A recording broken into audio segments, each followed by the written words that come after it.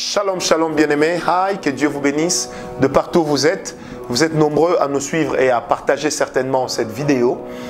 Et même dans les groupes WhatsApp, ces vidéos commencent à être déjà partagées parce que le Seigneur nous fait beaucoup de bien.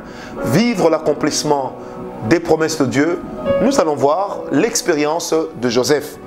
Joseph de la Bible, Joseph qui était le fils de Jacob. Joseph qui était l'aîné de sa maman, puisque sa maman, d'elle, ne naquirent que 2 enfants. Joseph et Benjamin, Ben-Oni, jadis le fils de ma douleur, devenu Ben-Yamin, qui veut simplement dire le fils de ma droite, celui qui réjouit mon cœur. Alors, lorsque vous lisez la Bible, l'histoire de Joseph commence d'une manière extraordinaire. Nous sommes dans Genèse 37, lisez tout le passage. Vous allez remarquer que c'est un homme qui commence à avoir des songes, qui commence à avoir des visions. Ces visions et ces songes, son père semble les comprendre, mais pas toujours les comprendre.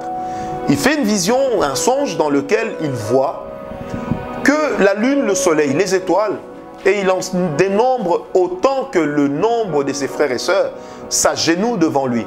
Lorsqu'il parle à son père en donne l'interprétation, mais d'une manière voilée en disant « Oserais-tu prétendre que tes frères, moi et ta mère, viendront un jour nous prosterner devant toi ?»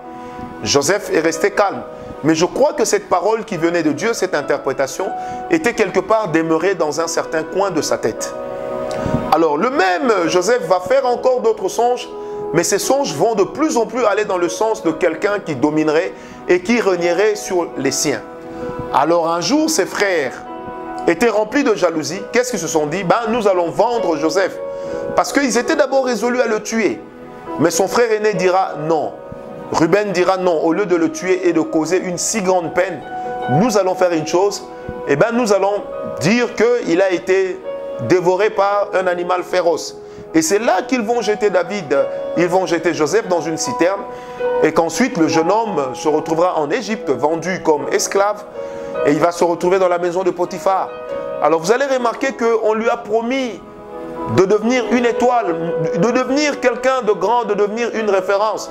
Peut-être se disait-il, je régnerai sur mon père, ma mère et mes frères là où je suis. Mais hélas, il s'éloigne pour se retrouver en Égypte.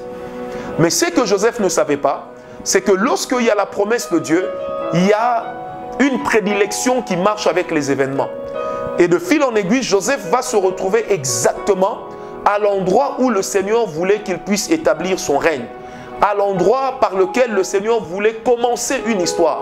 Parce que Joseph ne savait pas que plusieurs décennies avant lui, l'Éternel avait déjà dit à son grand-père Abraham, à son arrière-grand-père Abraham, que le peuple qui naîtra de toi partira en exil durant 400 ans.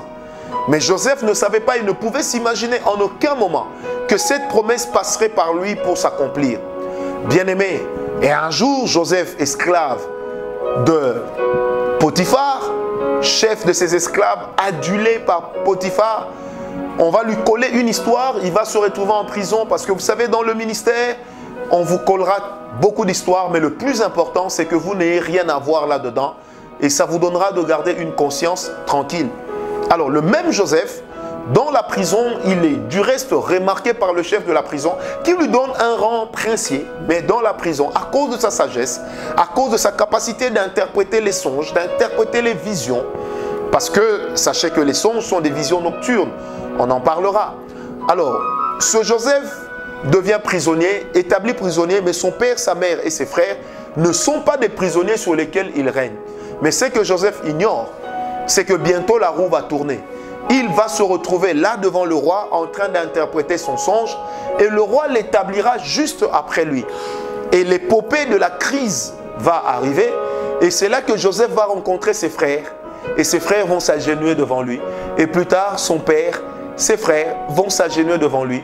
Ainsi s'accomplira une promesse pour laquelle rien ne disait que ça s'accomplirait encore.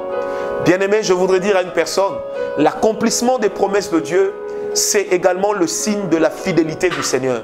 Dieu tient tellement à son nom, tellement à son image, qu'il accomplit ce qu'il dit. Vous savez, Dieu n'est pas dans le BCBG, dans le bon chic bon genre pour faire semblant. Non, Dieu c'est le Dieu de la vérité et ce qu'il promet, il le fait.